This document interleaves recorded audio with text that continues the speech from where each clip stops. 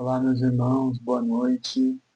Bem, meu nome é Vinícius, eu sou o professor da disciplina de Pecado e Salvação. Eu estou gravando essa aula com um pouquinho de atraso, eu peço perdão aos meus irmãos. O atraso se deu devido a alguns erros na gravação, no momento da aula.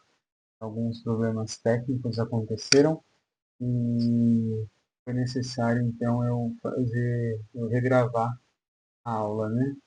Só que quando eu fui regravar essa aula, eu tive algumas dificuldades com o horário. Então, de encontrar um horário na minha agenda que fosse possível fazer a gravação. Então, peço aos irmãos que me perdoem, né? E que compaixão aqui do papai foi necessário, né? Fazer esse movimento. Bom, eu queria, já me apresentei, meu nome é Vinícius, eu acredito que boa parte dos irmãos me conhecem. Eu sou diácono da Igreja de Logos. Eu já dei aula no curso do CFD há alguns anos e estou voltando a lecionar essa matéria. Então, será um privilégio. Uma pequena dica, mas uma dica muito importante, e nesse momento, começarmos as nossas aulas, para começarmos a nossa aula, pegue a sua Bíblia na mão. Eu entendo que os irmãos, por estarem em casa, têm a facilidade de abrir referências, ler, pausar o vídeo quantas vezes forem necessárias, entender o que está sendo dito, mas deixo aqui registrado também, estou completamente à disposição de vocês, caso vocês entendam que foi, de alguma maneira, alguma coisa ficou em aberto, algum questionamento, qualquer coisa do gênero, tá bom? Então, contem comigo, estou à disposição dos irmãos para servi-los da melhor forma. Então, para a gente começar a nossa aula, eu queria mostrar aqui para vocês uma coisa que é importante quando a gente vai verificar o estudo da teologia, tanto nas matérias de pecado e salvação, são as fontes, né? São as nossas referências. Por vezes, nós olhamos para o estudo, olhamos para as escrituras e buscamos apenas resolver algumas questões, né? Apenas olhar para o texto bíblico e encontrar respostas. Claro que esse é um movimento possível, sim, mas é importante destacar que esse movimento, quando não é feito com boas referências, ele se torna um movimento perigoso, né? Então, eu queria mostrar aqui para os irmãos algumas referências que foram utilizadas durante a minha preparação do material e eu quero, além de mostrar as referências, fazer algumas das recomendações. Então, em primeiro lugar, a primeira indicação que eu quero fazer para os irmãos, não sei se os irmãos estarão vendo aqui, mas o mouse, mas é a teologia sistemática do Stanley Orton. É a teologia que está na fileira de cima, a do meio. É uma teologia eu paguei acho que 60, R$ 65 no Mercado Livre.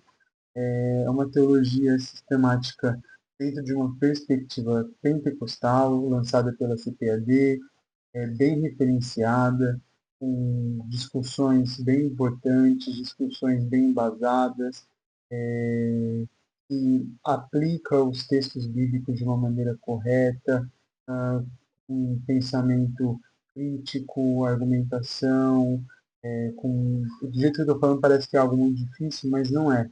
Eu considero ela um material acessível. principalmente para aqueles que já possuem alguma intimidade com o texto bíblico, já possuem alguma intimidade com a teologia, ou mesmo não possuindo intimidade com a teologia, possuem intimidade com a leitura e com o estudo. Para essas pessoas, essa teologia é muito recomendada. Uma outra recomendação, eu coloquei aqui na ordem, não está na mesma ordem da foto, mas é a que fica à direita da Teologia Sistemática do Stanley Orton. Na primeira fileira, esse livro de capa branca é uma teologia sistemática pentecostal também, publicado pela CPAD. Esse é um conjunto de vários autores. E essa também tem um material importante, tem um material completo, mas ela é mais simples, ela é mais acessível, ela é mais introdutória. Eu acredito que ela será de bom proveito para aqueles que estão chegando, começando seus estudos na teologia, que querem entender um pouquinho mais do estudo da teologia sistemática. Eu já vou explicar o que é teologia sistemática, e eu acredito que isso é bem importante. Uma terceira recomendação que é importante, que é o Arminianismo, a Mecânica da Salvação. É esse livro da direita da fileira de baixo, então é o último livro ali. Ele vai ser utilizado principalmente quando a gente for falar das nossas aulas de salvação. Eu acredito que ele é um livro bem interessante porque ele traz uma boa base para entender como funciona a perspectiva, como é a nossa perspectiva pentecostal de salvação, e entender um pouquinho da história, como que ela foi construída. Duas outras sugestões são a teologia sistemática, histórica e filosófica. Na fileira de baixo, a do meio, ela vai desenvolver a teologia sistemática, mas também vai mostrar foi a história do desenvolvimento desse pensamento e vai mostrar como que o pensamento foi se desenvolvendo, né? Então, acho que ela é bem interessante, ela é mais abrangente, ela não vai entrar numa perspectiva pentecostal ou alguma coisa assim. Claro que não existe teologia neutra, né? Todos abraçam alguma coisa, mas ela é bem introdutória, ela é bem interessante. É, no nível da do Stanley Orton, eu recomendo as duas, caso os irmãos tenham condições. Eu não sei quanto que está esses dois últimos livros. Eu sei que a teologia da capa branca aqui, ela custa uns R$ 50. E os outros todos eu não sei. Uma última recomendação é a teologia sistemática do N. Gruden. Ela vai abordar também todos os aspectos que as outras sistemáticas abordam. O N. Gruden, mas aí tem uma ressalva para fazer. O N. Gruden não tem a mesma perspectiva teológica que nós temos em algumas coisas. Então, por exemplo, salvação, ele vai discordar, ele tem uma perspectiva que a gente vai aprender lá na frente, que é uma perspectiva calvinista ou reformada. Ele pode ter algumas visões, talvez escatológicas. Ele é um dispensacionalista, mas ele pode ter algumas outras visões que podem gerar algum tipo de conflito ou de novidade. Mas, de modo geral, ela é bem interessante porque ele mostra, desenvolve uma ideia e, a partir disso, ele vem com o texto bíblico mostrando. Então, ele dá uma tese e dá uma prova, né? Ele põe a tese dele lá, ele explica alguma coisa e aí, na sequência, ele já vem provando. Bom, eu falei demais sobre aqui as recomendações, vai acabar ficando muito longo. Então, só resumindo, por que que eu recomendo teologia sistemática? O que é uma teologia sistemática? Ou o que é uma sistematização teológica? É quando a gente olha para a Bíblia, para o texto bíblico, e a gente vai se perguntar, no caso, o que nós vamos fazer nesse curso. A gente vai se perguntar o seguinte: o que a Bíblia, como um todo, está falando sobre o assunto do pecado? E aí a gente vai pegar tudo que está sendo dito e vai juntar tudo isso, sistematizar tudo isso, para chegar ali num conjunto de entendimento doutrinário, tá bom? Então, para a gente entender tudo que está aqui, os 66 livros, como que o pensamento está sendo formado, por que, que a gente crê de tal forma, Como assim isso aconteceu? Isso é teologia sistemática. A gente está sistematizando. Então, é uma recomendação importante. Quais outras matérias, se vocês comprarem uma teologia sistemática? Eu não estou vendendo teologia sistemática, tá, gente? É só uma recomendação para vocês. Se vocês comprarem, qual outras matérias que vai ser interessante? Além de pecado e salvação, vocês vão ter, por exemplo, vão poder estudar sobre criação, antropologia, cristologia, pneumatologia, cristologia, estudo de Cristo, pneumatologia, estudo do Espírito Santo, vai poder estudar uma série de temas que já estão no nosso curso. Então, isso vai dar uma base bem legal para vocês. Já me estendi muito aqui, eu prometo que eu não vou ficar enrolando tanto nas outras partes, tá bom? Mas eu só queria deixar aqui a recomendação, enfatizar isso, porque eu considero importante a gente ter uma boa base. E aí a boa base vem de bons livros, tá bom? Então vamos lá, vamos para a introdução ao tema. Em primeiro lugar, a pergunta que fica para a gente é: o que é pecado? Então, a gente olha para as escrituras e talvez vocês já tenham uma ideia do que é pecado, já tenham uma definição do que é pecado. Mas a gente precisa se perguntar o que a Bíblia entende como pecado. Então, o pecado, de um modo geral, sendo bem generalista aqui, sendo bem abrangente, é uma transgressão da lei de Deus. Então, a gente vai ver o apóstolo João, em 1 João 3:4, falando um pouquinho sobre essa questão da transgressão da lei. Uma outra definição é entender o pecado como uma falta de conformidade com a vontade de Deus. Então, a gente está contrário à vontade de Deus. Deus quer que a gente faça A gente faz B, e isso é pecado, né? Então, essa é uma maneira mais abrangente. Então, resumindo isso aqui, o que seria então pecado? Pecado é transgredir a lei de Deus. Que lei é essa? A lei moral, uma lei espiritual que é dada por Deus. A princípio, nós temos uma lei, e quando a gente olha para a história bíblica, a gente vai ver, por exemplo, uma lei que é dada no Éden. Qual era a lei dada no Éden?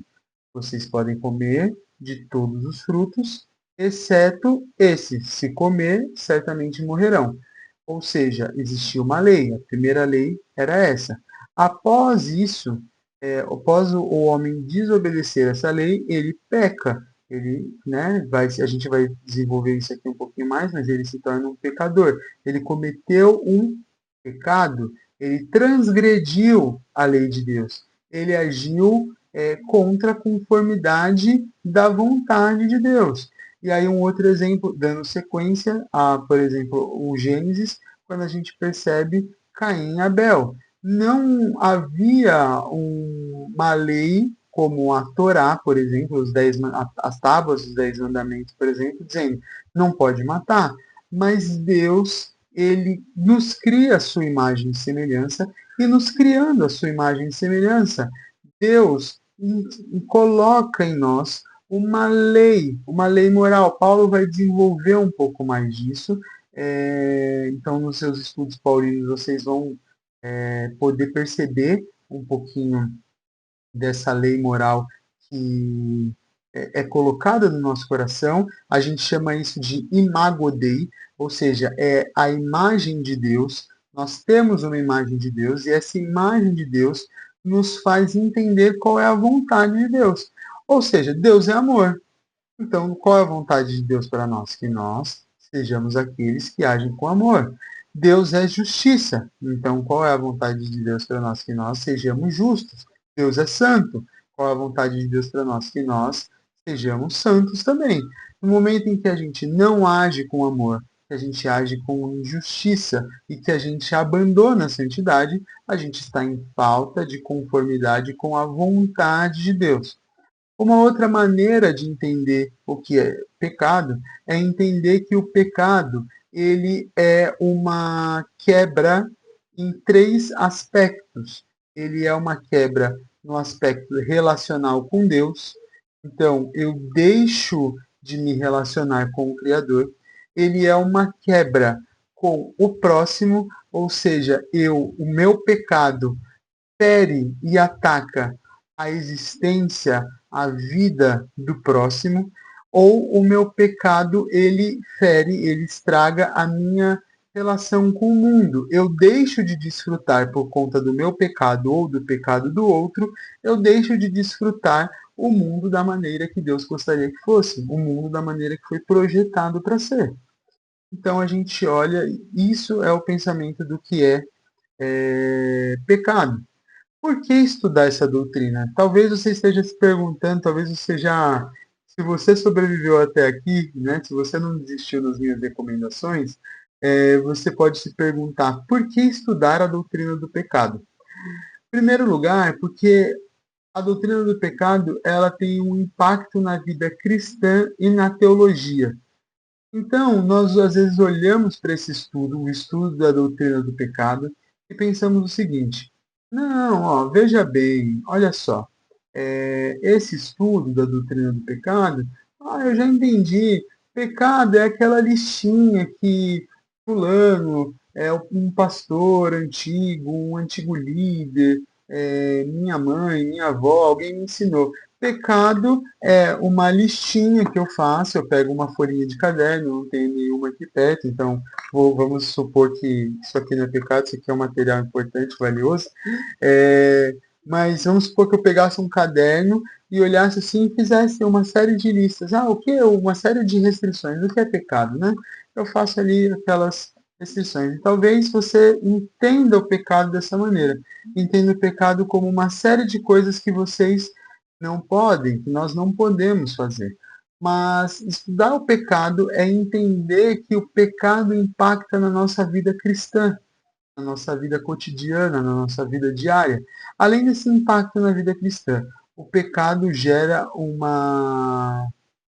impacto na nossa teologia. Entender que o pecado ele nos influencia é importante até para os nossos estudos teológicos. O exemplo que eu dei em aula, eu dei dois exemplos em aula que eu quero repetir aqui para vocês.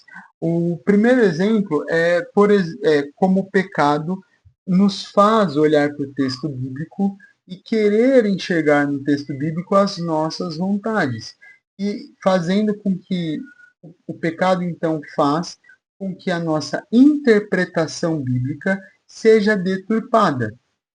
Vou ser mais claro, vou dar um exemplo concreto. Se os irmãos procurarem na internet, tem um vídeo de um pastor no interior do Brasil, alguma cidade, eu não me recordo a região, mas era no interior. E esse pastor, ele tinha uma amante, mas a esposa dele sabia. E essa mulher, ela era casada. O que acontece? Esse pastor, ele leu o profeta Oséias, e lá o texto, Deus diz, vai e tome essa mulher adúltera. Né? Oséias tinha ali a relação com a mulher adúltera. E aí, esse irmão olha para o texto bíblico, ele comete um erro de português, e ele olha para o texto bíblico e ele entende assim, vá e tome essa mulher e adultera com ela. Então, perceba, né? Um erro de português. E aí você pode falar, Vinícius, mas isso não foi um erro teológico, não foi um erro de interpretação, foi um erro de português. Não, mas perceba, a falta de compreensão, de um olhar para o próprio coração e entender o que é pecado, se a gente entende a lei de Deus, a gente entende as escrituras e entende assim o que é pecado, a gente olharia para isso, mesmo entendendo, lendo errado, e se perguntaria: pera, será que isso faz sentido realmente? A pergunta é: isso faz sentido? É factível a gente pensar que Deus estaria mandando a gente pegar uma outra mulher e adulterar com ela? Não faz o menor sentido. Então, perceba, estudar a doutrina do pecado tem um impacto na nossa vida cristã e na nossa teologia. Um outro exemplo que eu dei, esse eu vou ser mais curto. Existem vários vídeos de pastores em redes sociais, ou pregadores, melhor dizendo, enquanto eles estão pregando, eles, por exemplo, soltam palavrão no meio do culto, no meio da pregação, no meio do louvor. E isso, você vai falar, não, mas pregação, teologia tem tudo a ver, é um estudo da teologia, é a homilética. Eu primeiro estudo como interpreto e depois como eu compartilho. Né? Então a gente percebe que o pecado ele vai impactar a nossa vida cristã e vai impactar a nossa vida teológica, os nossos estudos e as nossas compreensões teológicas. Estudar a doutrina do pecado nos faz compreender a necessidade da salvação. Uma ideia, lembra que eu falei da listinha que algumas pessoas fazem? Pega lá e diz assim, ó, não pode fazer tatuagem, não pode pôr piercing, não pode raspar a barba, não pode deixar a barba crescer, ou não pode raspar a barba, ou enfim, não pode usar camiseta azul, ou camiseta laranja, não pode, não pode, não pode, não pode. Criar essas caixinhas não nos faz entender o porquê que eu preciso ser salvo. A gente olha para o que é pecado e a gente não entende. Ué, mas por que que eu preciso ser salvo? É sério que o meu problema com Deus é um problema de se eu uso um brinco ou não? É isso que Deus vai me salvar disso?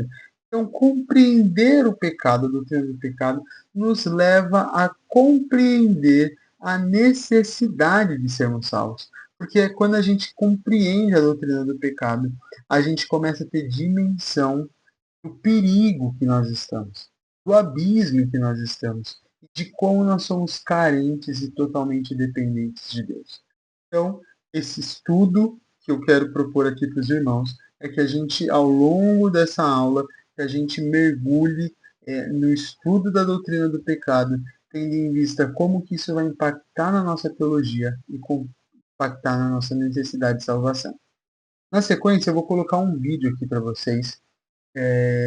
Eu peço aos irmãos que a gente, né, isso é um curso interno da nossa igreja, e aqui a ideia não é expor ninguém, mas foi um vídeo que viralizou na última semana de um rapaz que era o Daniel Pax, que era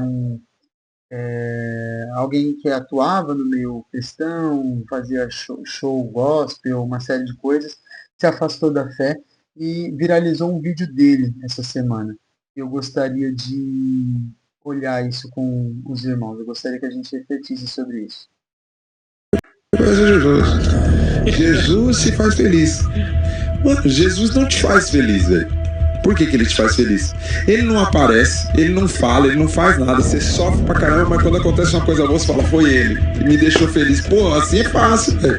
Eu não faço absolutamente nada e quando alguma coisa dá certo, eu atribuo e agradeço a ele. E quando dá ruim, eu falo, obrigado, porque tá me dando uma prova pra eu ficar melhor. Ou seja, ele nunca perde, mano. A ideia, essa narrativa da igreja de tipo, de alegria, de felicidade, na verdade é só um vazio gigantesco, mano. Porque você já nasceu devendo. Aí um cara morreu no seu lugar, que você nem pediu, mano. Eu não pedi pra ele morrer no meu lugar. Não, mas ele morreu no seu lugar, ele pagou o preço por você. Mano, eu tô com meu nome sujo, velho. Se você pagar minha conta lá, mano, e limpar meu nome no Serasa, eu vou falar, John, obrigado, mas eu não pedi, velho. Desculpa, mano. Na hora que eu pudesse, eu ia resolver. Não, agora você me deve e você tem que fazer. E você tem que agradecer. Você entende? Tipo assim, você já nasce com um peso, mano. Você já nasce com uma cobrança de tipo assim, não, mano, eu tô devendo, eu não mereço, eu não posso ser feliz. E aí você não pode mesmo ser feliz, porque transar não pode, que é pecado. Beber não pode, que é pecado. Não, balada não pode, tatuar, não. Era muito fácil saber o que era pecado. O que é pecado, mano? Te faz feliz? Faz, pecado. Toma a tua cruz e me siga. Você tem que se lascar, velho. Então, olha que loucura, mano. É um ciclo vicioso, absurdo. Irmãos, eu espero que vocês tenham conseguido ouvir. Esse foi um trecho que deixou muitas pessoas tristes, né? Eu também fiquei um pouco incomodado. Mas perceba, essa fala dele, antes da gente ir lá, e não façamos isso, né? Mas da gente ir lá e querer debater, e querer questionar, e falar que não é assim, veja bem, isso e aquilo, É importante a gente entender. Todo esse discurso dele parte de uma interpretação errada da ideia de pecado. Não apenas isso, tá, gente? Mas isso está no meio. A gente percebe isso fica evidente, em primeiro lugar, quando ele fala daquela listinha que eu falei para vocês. O que é pecado? Se te faz feliz, é pecado. Ou seja, eu começo a enxergar Deus não como meu salvador, mas como meu inimigo, como alguém que quer ver a minha tristeza, a minha angústia e não a minha alegria. Entender mal a doutrina do pecado nos empurra para olhar para as Escrituras e olhar para Deus dessa maneira. Um outro aspecto que a gente vai perceber, ele fala, por exemplo, durante o vídeo dele, que ele tá com o nome sujo e ó, você pagou para mim, mas eu não pedi por isso. Veja bem, quando pudesse, eu ia resolver. Perceba, uma falsa ideia que é gerada por conta da doutrina do pecado ou de uma má doutrina do pecado é a ideia de um legalismo, é a ideia de que eu posso fazer alguma coisa que me proporcione, alguma obra que me proporcione a condição de ser salvo. A graça só faz sentido quando a gente entende o que está sendo dado em nosso lugar. Se Jesus foi dado, foi colocado na cruz em nosso lugar, apenas para nos impedir de sermos felizes, apenas para nos impedir de desfrutar os prazeres da vida, realmente não faz muito sentido. Mas durante essas aulas, durante a disciplina, eu gostaria de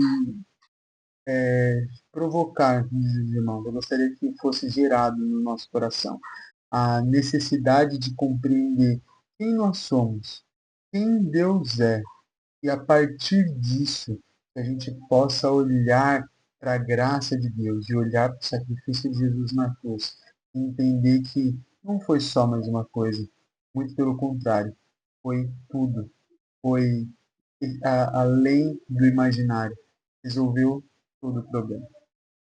Então, dando continuidade, vamos falar aqui da origem do pecado.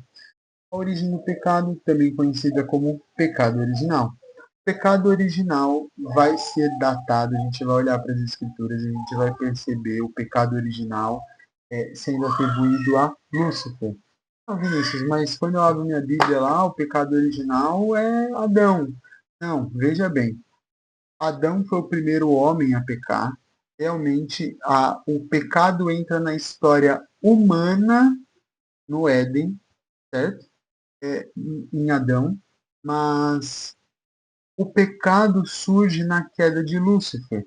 A gente vai ter então a descrição dessa queda nos livros do profeta Isaías e do profeta Ezequiel, e onde eles vão destacar que o orgulho de Satanás, o orgulho de Lúcifer e a sua rebelião, o orgulho, a sua vaidade, se achar o mais belo, o melhor, o maior, o mais importante, e se achar tão grandioso que poderia ser como Deus, e a sua rebelião de realmente tentar ser como Deus, tentar usurpar o trono de Deus. A gente tem essas narrativas em Isaías e em Ezequiel. Leiam, pausa agora, dá uma pausa, leia esses textos. Eu não vou ler aqui, porque senão a aula pode acabar ficando bem maçante. Então vocês podem pausar e fazer a leitura. Se não, né, não puder fazer isso agora, volta depois, pega essas referências e leia esses textos. É importante. Então, a gente vê que no orgulho e na rebelião de Lúcifer, nós temos a origem do mal. O que a teologia vai nos dizer? O que o estudo sobre Deus vai nos dizer? Deus é bom. O que a Bíblia diz sobre Deus? Que Deus é bom. E em Deus não há maldade alguma. E de onde vem a maldade, então? Algumas pessoas olham para a maldade e olham para o diabo como se existissem duas forças que estão em oposição. De um lado Deus, de outro lado o diabo, Satanás. E as duas são duas forças autoexistentes, ou seja, existem desde sempre. O mundo é feito em yin e yang, bom e mal, e a partir disso, então, nós temos esse embate ao longo das eras, e é assim que o cinema retrata, é assim que outras religiões retratam, mas essa não é a forma que a Bíblia retrata. A Bíblia nos ensina e nos apresenta um Deus bom, um Deus que não é culpado e não é responsável pela origem do mal.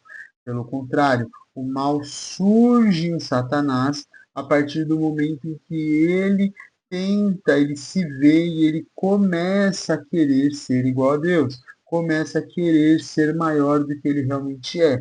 Então, a origem do mal está ali. E aí a gente percebe então que o pecado original está relacionado a Lúcifer, mas a gente tem a queda do homem. Então, como que é o pecado se origina na nossa história? Gênesis 3, e aqui é essencial, meus irmãos. Pausa, sei que vocês já devem ter lido, mas leiam, leiam atentamente, porque a narrativa da queda, todo o capítulo, Gênesis 3, por conta da desobediência do homem, nós vamos ver Deus colocar algumas consequências para o pecado.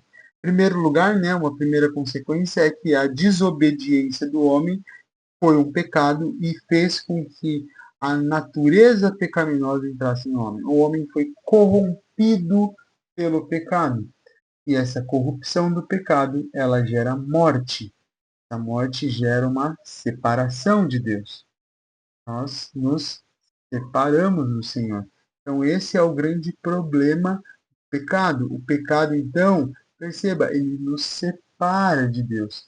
Lembra do vídeo do Daniel? Não, ó, eu estou vivendo minha vida aqui, eu estava devendo lá, mas pô, eu não pedi. Perceba, nos separar de Deus é nos separar do autor da vida. É ter separado, é nos separar, nos afastar daquilo que é o propósito último e definitivo da nossa existência, que é glorificar a Deus, é adorar a Deus. O pecado, então, vai gerar morte e separação. E esse pecado ele acontece pelo papel de Satanás. Satanás vai ser aquele que é o agente tentador e é o agente de engano. Então, em Gênesis 3, a gente tem essa narrativa, em 2 Coríntios 11, 3, o apóstolo Paulo vai desenvolver um pouco isso. Então, Satanás, diferente de nós, que não o homem não olhou para si mesmo e tentou roubar o lugar de Deus a princípio, porque o que o homem quis na queda era justamente isso. Quando vocês lerem Gênesis 3, a provocação era sobre ser como Deus. Ó, Deus não quer, porque ele sabe que quando você começa vai ser como ele. E aí o homem se sentiu influenciado, tentado a querer usurpar o lugar de Deus. Satanás, então, influencia no pecado humano. Ele é um agente tentador e de engano e levou a humanidade ao pecado. Algumas considerações importantes sobre a queda. Os homens e os anjos pecaram de forma intencional e voluntária. Deus não tramou esse plano. Deus não estava fazendo jogo de marionetes, manipulando tudo por detrás, porque ele tem um ego, que ele precisa construir uma história. Não. Os homens e os anjos pecaram de forma intencional. Eles quiseram pecar. Eles tiveram a intenção de pecar. Mas não só a intenção. Ninguém os forçou. Eles foram voluntariamente. Eles se dispuseram a pecar.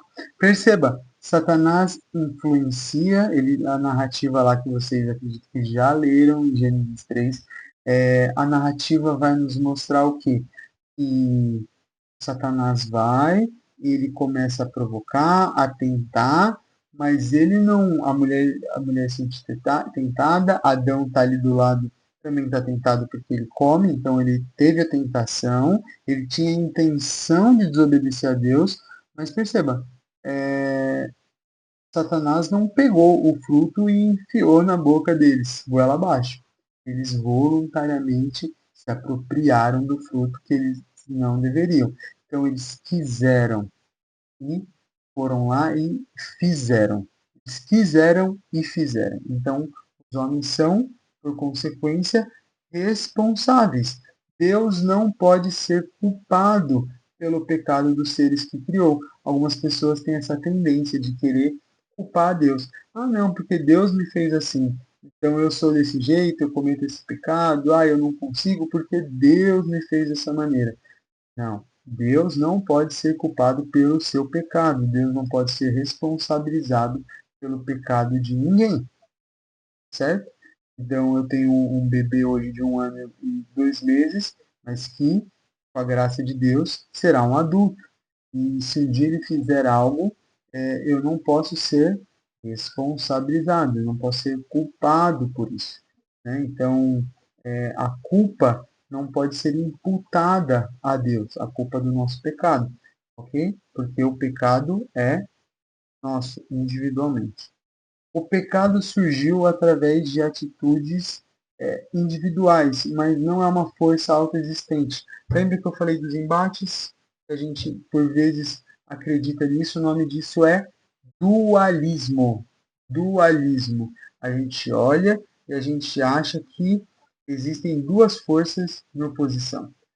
Uma coisa que mostra para a gente, às vezes a gente tem essa ideia dualista, é que quando a gente pensa, por exemplo, no inferno, a gente pensa que o inferno é o lugar que é de propriedade de Satanás.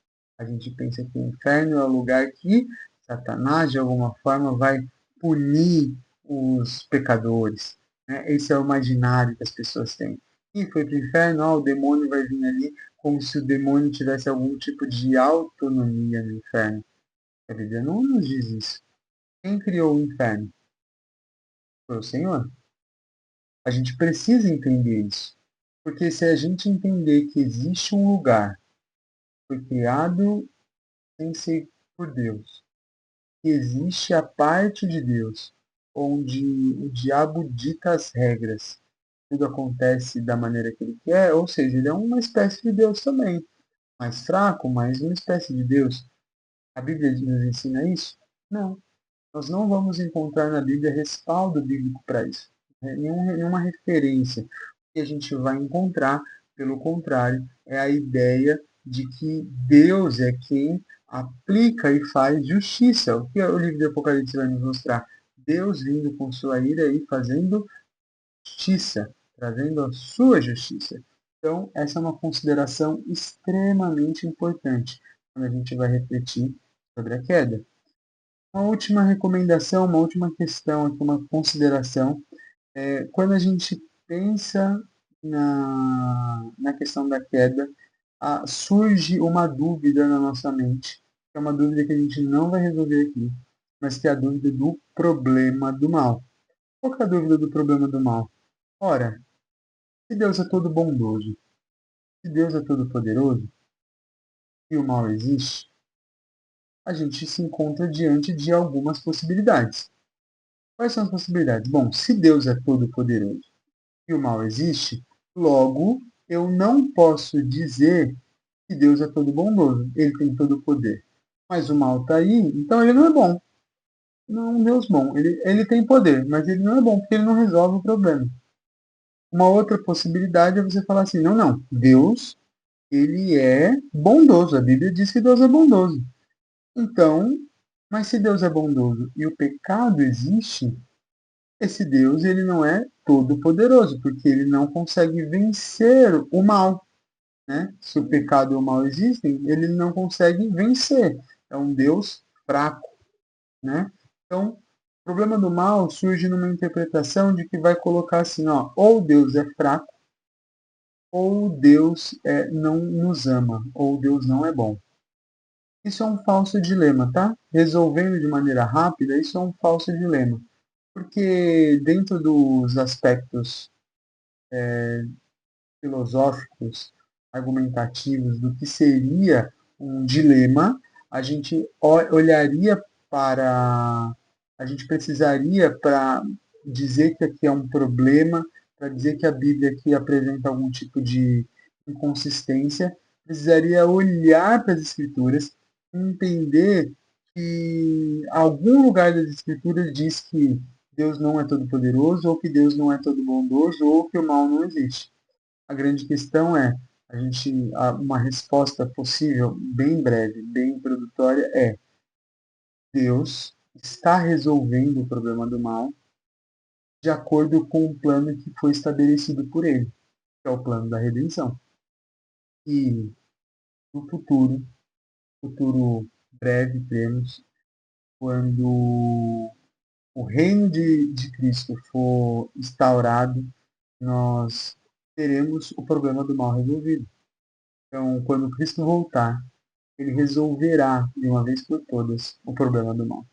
Para a gente entender isso aqui um pouquinho melhor, eu tenho uma recomendação para vocês. A recomendação de um podcast com o pastor Jonas Madureira sobre o problema do mal. É um podcast. O professor Jonas Madureira, ele é pastor, mas ele é professor de filosofia. Então, assim, ele vai trazer algumas coisas bem interessantes que eu considero que é acessível. Talvez alguém possa não entender tudo igual eu não entendi tudo da primeira vez que eu ouvi, vai lá, ouve de novo. Mas se você não quiser, você pode jogar no YouTube, tem outras pessoas tratando desse assunto.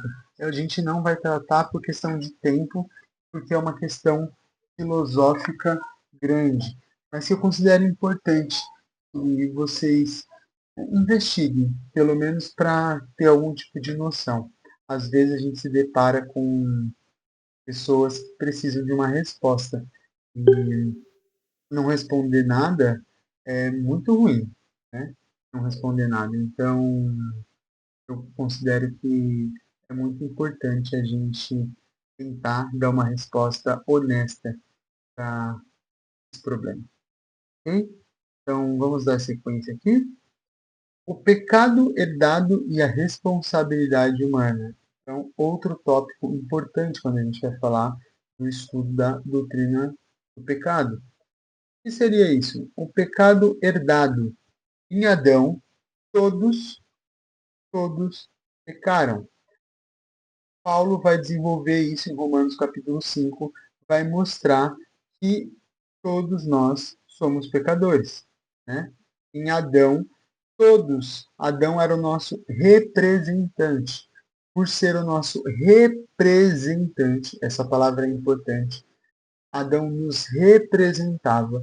E por Adão ser o nosso ancestral, ele faz com que o pecado dele entrou em sua natureza.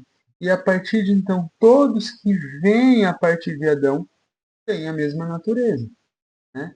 Então, quando a gente olha, é uma questão até cientificamente, embora o pecado não seja uma questão científica, é algo que está ali no coração, mas é como se fosse detalhes genéticos que passassem de pai para filho. E o pecado é algo que está tão enraizado na mente, na alma, no espírito humano, que ele é transmitido de pai para filho, de geração em geração. E todos que são descendentes de Adão pecaram. Ok? Então a gente vai ver o que? A natureza pecaminosa é transmitida a todos os descendentes de Adão. E por termos a natureza pecaminosa, então a gente herda a natureza de pecado de Adão. Como a gente herda isso, além de ter a natureza herdada, a gente tem o quê? A culpa é herdada também. Porque, veja bem, né? Aqui é importante a gente desenvolver isso. Quando a gente olha para a nossa natureza é de pecador. A gente vai falar isso um pouquinho mais para frente, falando das crianças, mas uma macieira, né, um pé de maçã, ele não dá laranja, ele dá maçã. ninguém vai ver pé de maçã, banana, dando laranja, abacaxi. Não, ele dá maçã. Pecadores geram pecadores, tá? Então, nesse sentido, por sermos todos pecadores e termos pecado à semelhança de Adão, já que Adão era o nosso representante, e essa natureza está junto, nós herdamos uma culpa que veio de Adão. Adão tinha culpa no cartório? Tinha. Aí você pode virar e falar, poxa, mas eu não fiz nada disso. Ah, veja só, não, mas eu não posso ser responsabilizado pelo que Adão fez, pelo que Eva fez. Não interessa, porque o fato de Adão ter pecado e o seu pecado ter entrado nele, ter passado para nós, faz com que nós sejamos pecadores também. E sendo pecadores também, nós, né, como filho de pecadores, filho de peixe, peixe não é, então, filho de pecadores cometem pecado. E por pecarmos, né, nós podemos cometer pecados diferentes do de Adão. Mas por pecarmos e pecarmos, todo pecado ele acaba sendo diretamente ou indiretamente um pecado contra Deus, e em última análise ele é um pecado contra Deus. A culpa do pecado de Adão recai sobre cada um de nós. Lembra do vídeo lá do Daniel? Ele olha para ele, para si próprio, e ele não enxerga a culpa nele. Ele diz assim, pô, você morreu no meu lugar, mas eu não pedi. Eu ia resolver isso. Na cabeça dele, ele não tem uma culpa. Pelo contrário, ele diz, o evangelho quer te colocar uma culpa. O evangelho não quer nos colocar uma culpa. O evangelho nos mostra que nós somos culpados. Mas graças a Deus que ele não só nos mostra que somos culpados, mas ele nos dá a solução para esse problema que nós vamos ver ao longo das aulas. Então, quando a gente fala sobre esse pecado que é herdado e da responsabilidade humana, algumas perguntas surgem. As crianças nascem pecadoras? Bom, as crianças nascem com a culpa que vem do pecado original. Nesse sentido, então, crianças são pecadoras. Por que, que as crianças são pecadoras? Alguém vai dizer assim, não, não, Vinícius, mas veja bem, elas não pecaram, não cometeram um ato de pecado. Tá, tem um bebê de 1 ano e 2 meses. Ele é alguém poderia dizer, não, ele é um pecador em potencial. Tá bom. Se eu trancar o meu filho em algum lugar, der para ele os suprimentos, para ele se desenvolver, e impedir o meu filho de cometer aquela listinha de pecados. Não deixo o Samuel fazer nada, né, porque ele vai estar trancado, nada que possa ser considerado pecado. Eu não deixo ele se relacionar com ninguém, então ele não pode mentir. Não se relaciona com ninguém, ele não vai sei lá, fazer sexo fora do casamento, não vai se embriagar, ele não vai roubar ninguém, ele não vai matar ninguém.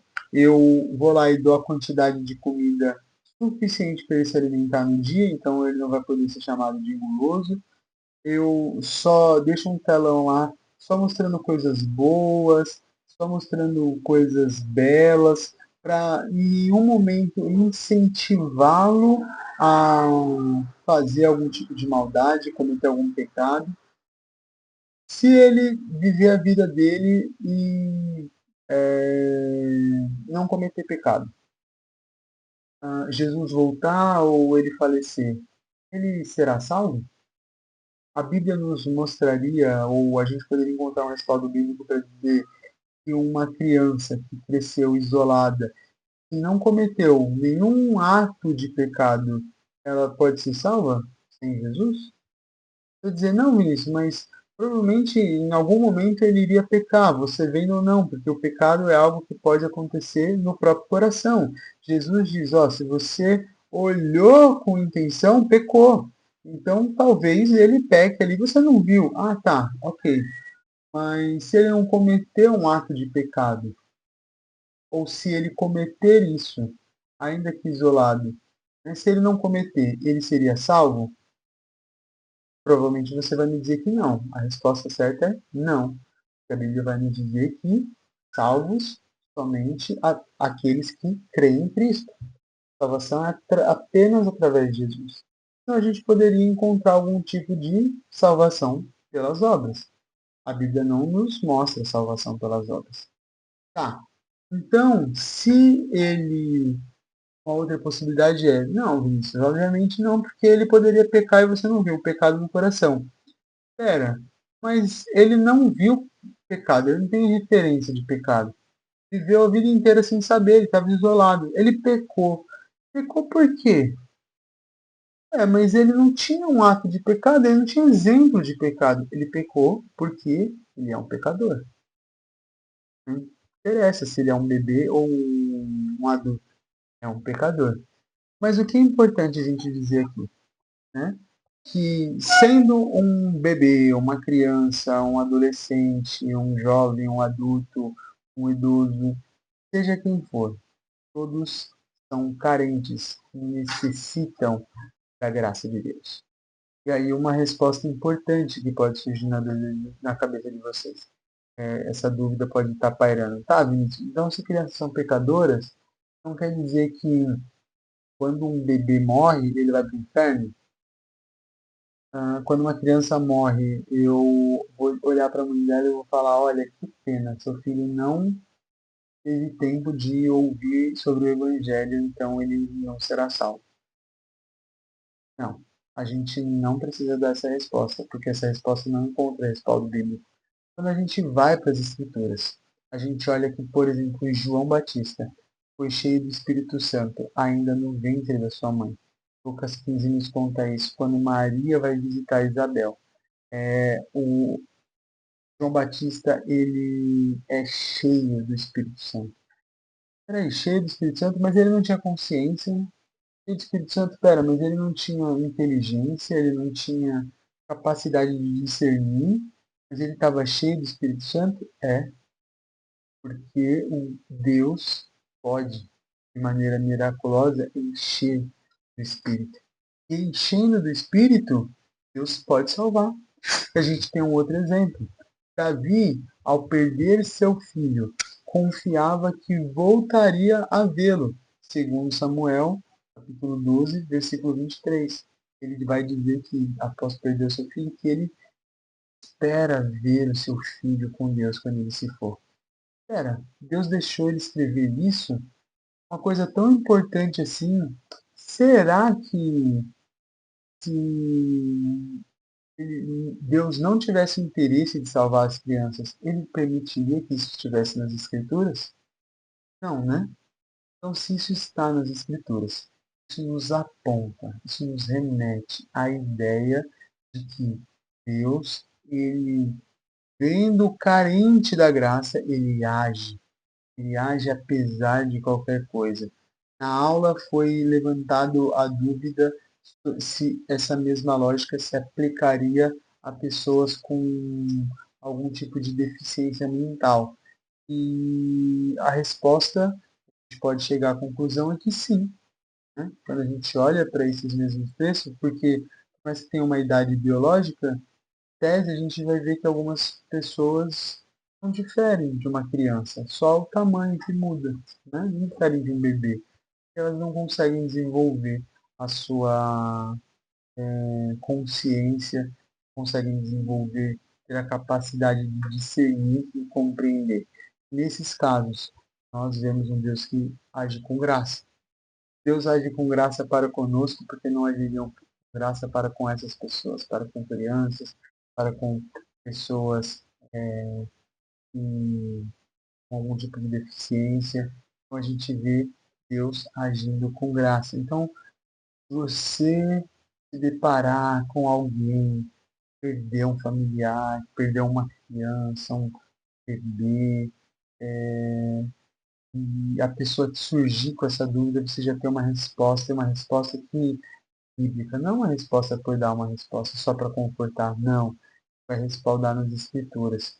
E Deus, ele age com graça ainda no ventre, tá? Ele cuida das crianças.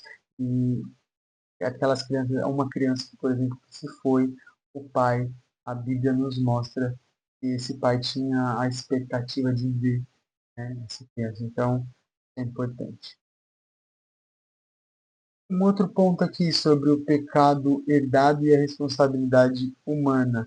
Quando a gente olha para esse pecado que ele é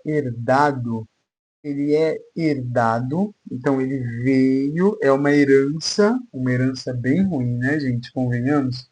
É uma herança, mas a gente não só herda, a gente também peca pessoalmente. Então veja só, foi aquilo que eu falei um pouco antes, que por mais que a gente não peque o mesmo pecado de Adão, a gente não faça a mesma coisa, a gente herda pecado, a gente herda a natureza e a gente pessoalmente peca. E por pessoalmente pecar, a gente também por isso, a gente não pode responsabilizar outra pessoa. Não pode responsabilizar Deus, nossos pais, aquela pessoa que a gente não gosta. Não pode responsabilizar ninguém, porque o pecado ele é pessoal. Então cada um individualmente luta com os seus pecados. E isso nos leva para a ideia de uma responsabilidade. Cada um é individualmente responsável pelo seu pecado. Todos herdam pecado. Mas você poderia falar: não, eu vou rejeitar essa herança. Não pode rejeitar essa herança porque você também peca.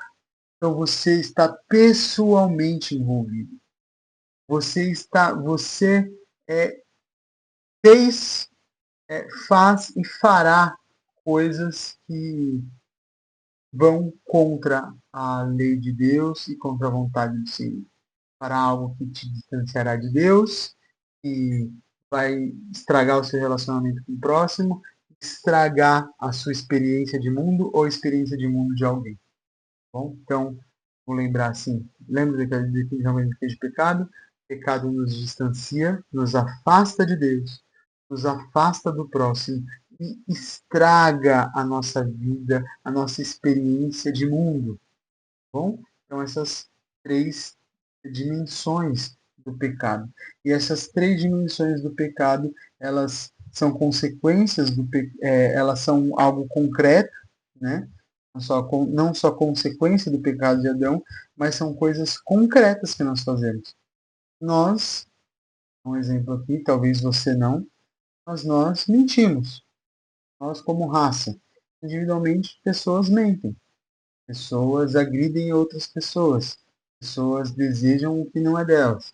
Então, o pecado está aí. Né? Então, não tem para onde correr. Então, quando a gente olha para tudo isso que a gente falou, opa, peraí, Vinícius, então você está falando que eu tenho uma natureza pecaminosa que foi herdada de Adão, basicamente tudo que a gente disse até aqui.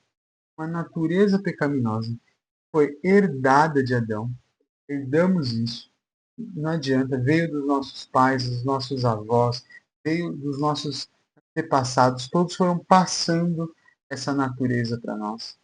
E essa natureza e essas atitudes nos levam além de ter isso, a sermos culpados, e isso nos leva a individualmente pecar.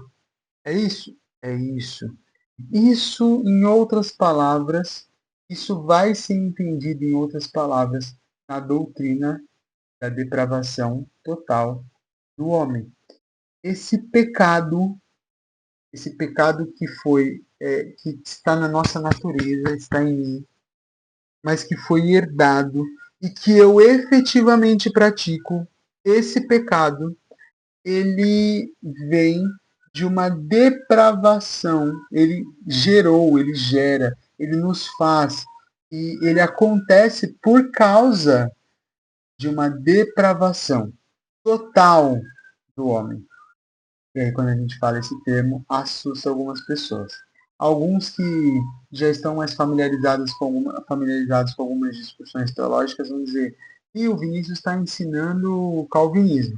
A gente vai falar sobre calvinismo, Mas depravação total é base tanto do calvinismo quanto do arminianismo, tá bom, gente? Então, por mais que calvinistas falem mais desse assunto, os arminianos também creem nisso. Tá? A base do arminianismo surge da ideia de depravação total. Porque não tem para onde a gente correr. A gente não acabou de falar dessa natureza, a gente não acabou de falar dessa culpa, a gente não acabou de falar desses atos de pecado. Esses atos de pecado vêm de uma mente, de um ser que está totalmente depravado. E o que isso quer dizer? Vamos lá, primeira pergunta. O que é a depravação total? Você pode estar me ouvindo e falando assim, o Vinícius enlouqueceu, o Vinícius não me conhece. Ou ele é o pior ser humano do mundo, ou ele é um doido, né? Não, o que é a depravação total? Por vezes, a gente pensa que a depravação total ela significa, eu tô gravando na minha mãe, porque em casa ele não deu para gravar por conta do bebê, de espaço. A gente pensa que a depravação total, meu irmão aqui tinha no quarto dele um sabonetinho, e a gente pensa que quando eu digo que totalmente depravado, pensa que isso aqui como pecado, tá? É como se esse líquido aqui azul, ele tivesse totalmente cheio. Eu sou totalmente depravado. Ele vem até aqui em cima, no talo. Então, pô, Vinícius, você está dizendo que, nossa, que eu sou o pior ser humano que poderia existir? Não. O que a depravação total diz? Que nós somos o pecado, ele nos afeta em todas as áreas do nosso ser. Então, por exemplo, aqui a gente poderia dizer que é a nossa espiritualidade. Opa, o pecado na nossa espiritualidade, falar por mim, tá? Na minha espiritualidade, ele afeta até aqui. Um outro é nos meus relacionamentos. Nos meus relacionamentos, o pecado me afeta até aqui. Aqui é na minha vida de trabalho. O pecado me afeta até aqui. Aqui é na minha vida com meus familiares. Sei lá. E assim, a gente pode dizer em todas as áreas do nosso ser. Todas, em qualquer área. O pecado está lá. Não necessariamente no auge, no máximo da sua potência. É como se um exemplo, é como se cada área da nossa vida fosse uma garrafinha e em todas o pecado é um veneno. E em todas as garrafas tem veneno. Em algumas tem mais veneno, em outras tem menos veneno. Mas eu não consigo dizer que não tem veneno. O veneno está lá, tá bom? Então, o pecado é isso.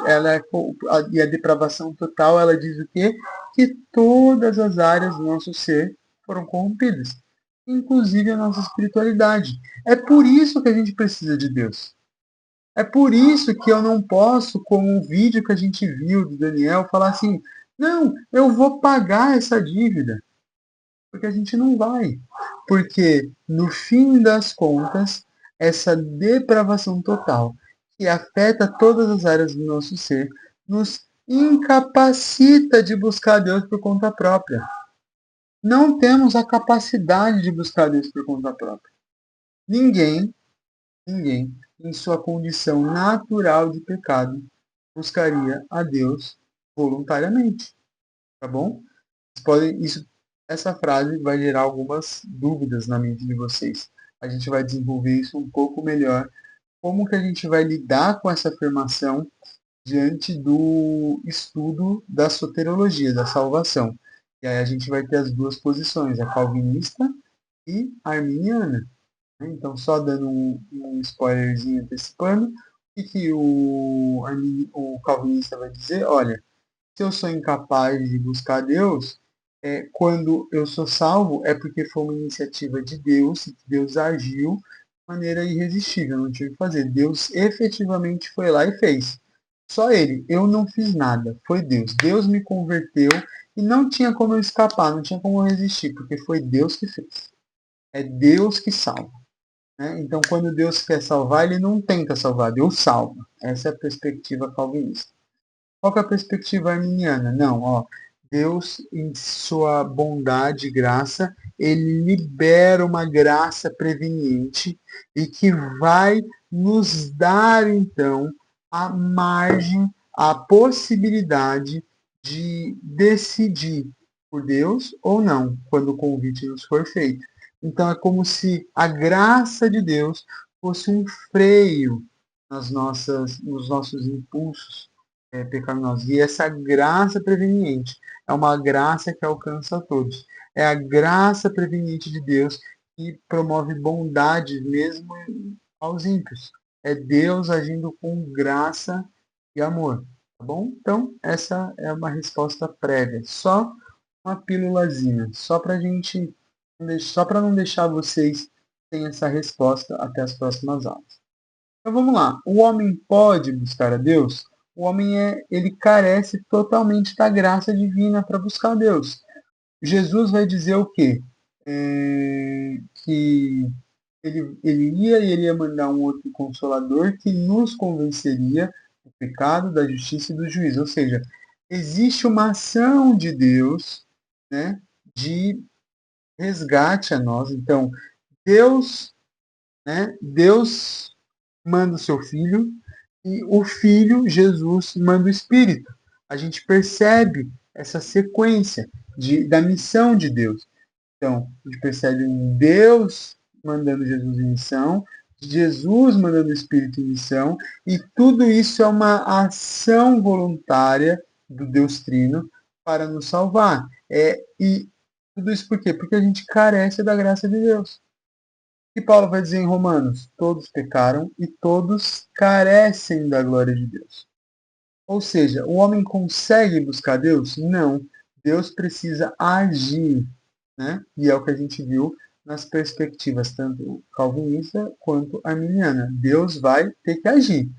Como Deus age é a discussão. Deus vai agir diretamente, individualmente em um e não em outro, ou Deus vai agir previamente para todos, dando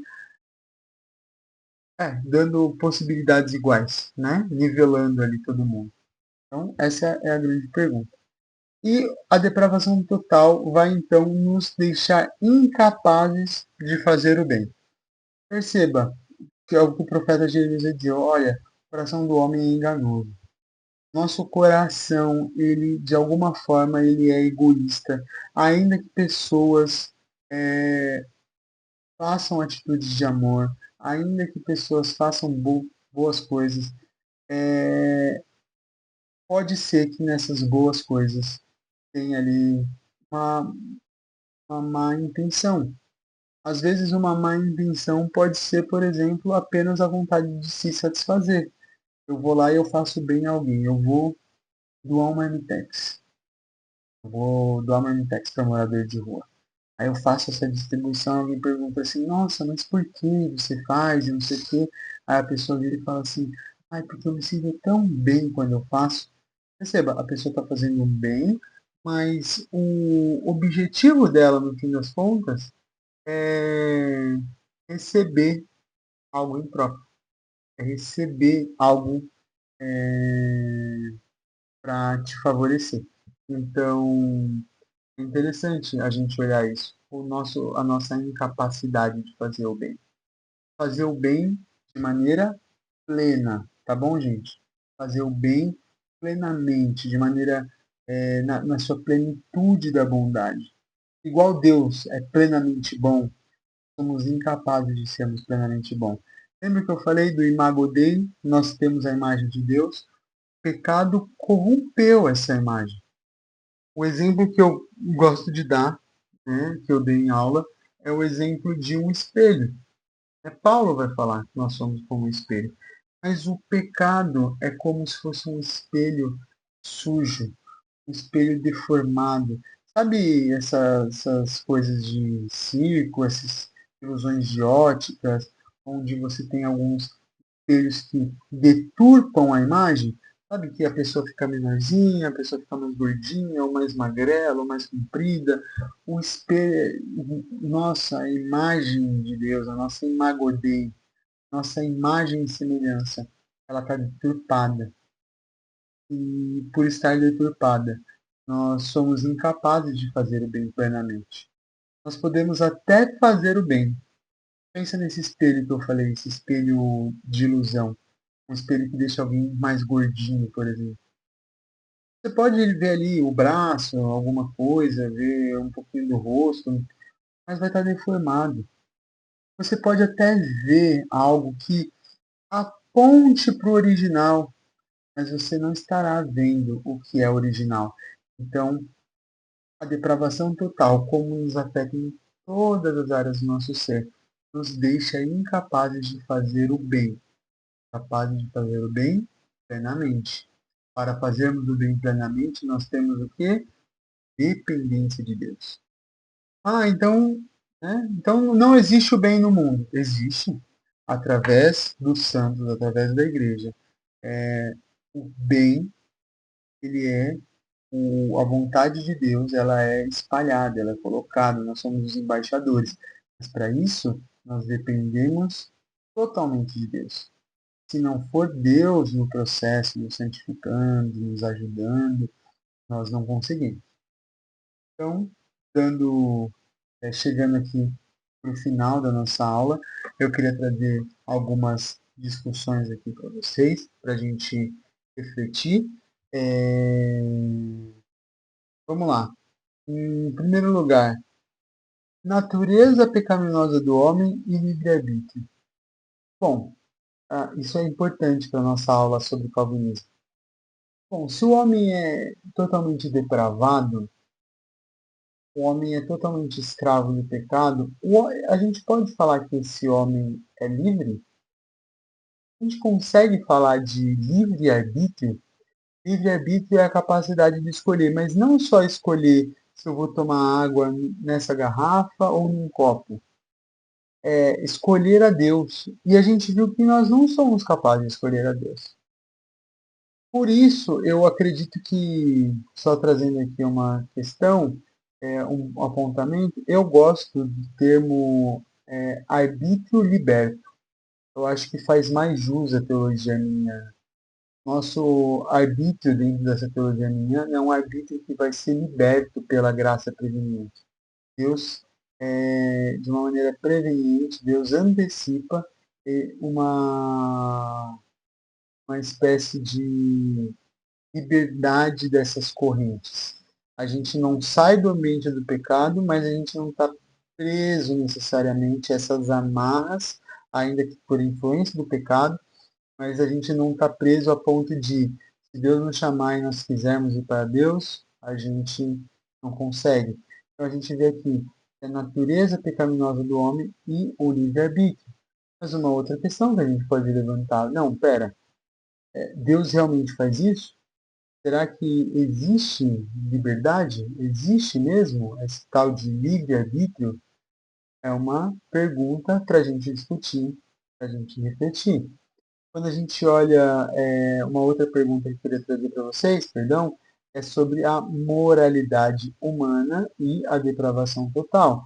Então, eu já trouxe ali um pouquinho dessa ideia do espelho, né? Então, olha, a gente tem a imagem de Deus, a gente tem ali um grau de moralidade, mas existe uma depravação que é total. E aí, como que a gente lida com essa coisa?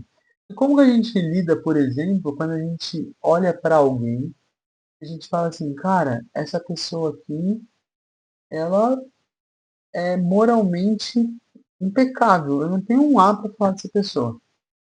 Como a gente lida com isso? Como que a gente lida com aquelas pessoas? Sabe aquele papinho, aquela história que as pessoas gostam de falar de, olha, o fulano, ele tem tudo para ser crente. Fulano não bebe, o cara não fuma, ele é honesto, ele trata bem a mulher, ele trata bem os filhos, ele trata bem os seus empregados. Olha, ele é uma pessoa extraordinária, ele doa, ele oferta aos pobres, ele dá de comer, ele nunca passou a perna em ninguém. Ó, a conduta desse cara é assim, exemplar. Ele tem tudo.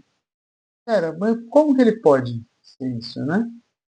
Será que ele é realmente moralmente impecável diante de Deus? E aí vem a questão, né? Uma questão importante. Quando a gente fala isso, pô, tem tudo, só falta Jesus, então faltou tudo, ele não tem nada, né? Então, antes um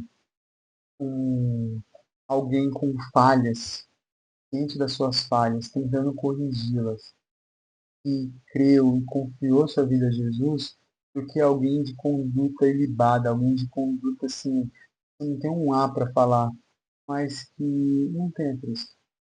Porque assim como a gente viu lá na discussão das crianças, bom, se eu não tenho, se eu não tenho atitudes de pecado, isso me faz de mim menos pecador? Não, não faz. Então, eu queria trazer essas discussões para vocês refletirem, para a gente pensar um pouquinho sobre elas. Essa foi uma aula um pouco mais curta. Foi curta por quê? Porque a gente não fez a leitura dos textos bíblicos enquanto eu estava ministrando a aula. Por que que eu não fiz a leitura? Porque você está em casa, no conforto do seu lar, eu não quero deixar essa aula muito longa, cada um lê no seu tempo, e aí eu deixo a missão para vocês lerem os textos que foram colocados como referência. Bom, vocês estão com a gravação. Mas além disso, meus irmãos, eu estou lá no grupo do Fórum de Alunos. Se alguém tiver qualquer dúvida, pode me escrever ou me encontrar e me perguntar. Tragam essas dúvidas. Não guarde essa dúvida para você, tá bom? Então, a minha ideia aqui era mostrar. Então, retomando aqui, o que a gente viu é o que é pecado. A gente viu o que esse pecado, onde ele surgiu. A gente viu como ele nos afeta, como ele está dentro de nós, como ele chega até nós, o que ele causa em nós, né? E a gente viu ali os efeitos da depravação total. E com os efeitos da depravação total, as perguntas que a gente vai ter que responder lá na frente é, espera, se eu sou totalmente depravado, capaz de buscar Deus, como que a gente fecha essa equação? Como que a gente responde o problema? Calma. A gente vai lidar com isso nas próximas aulas. Eu espero que nas próximas aulas eu consiga fazer a gravação a tempo. Mais uma vez, me perdoem, meus irmãos. Não consegui fazer essa gravação antes. Por uma questão de estrutura mesmo. Minha casa, meu apartamento é muito pequeno e aí com o bebê não consegui. Eu espero que vocês entendam, que vocês me perdoem e eu vou me esforçar para garantir que isso não aconteça de novo, tá bom? Então, um abraço para vocês, que Deus os abençoe e estou à disposição.